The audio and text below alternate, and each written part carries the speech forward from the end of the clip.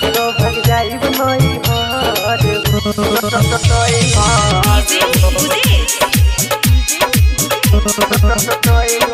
Bittu DJ मलाही बाजार मंदिर के पीछे।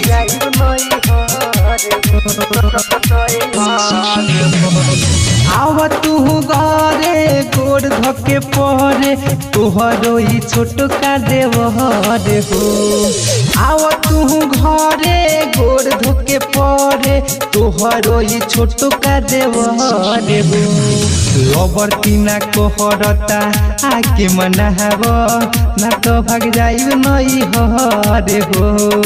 कोई दिन से रहता रो राजा तू बहरा जल्दी से आवा तू घरे हो। लबर तीना कोहरता आके मनाहब ना तो भाग जाइब नई हरे हो।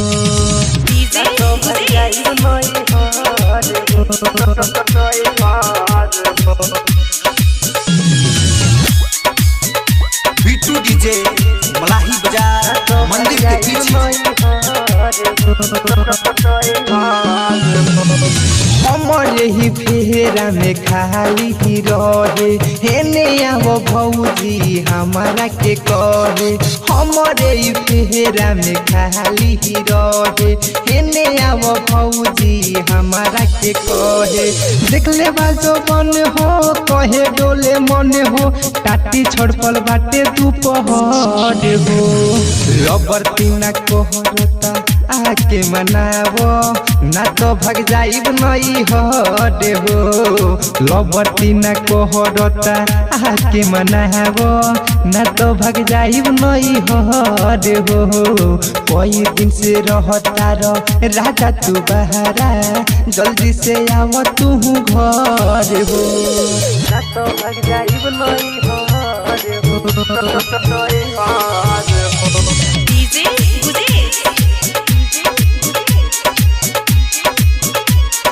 बिट्टू डीजे मलाही बाजार मंदिर के पीछे।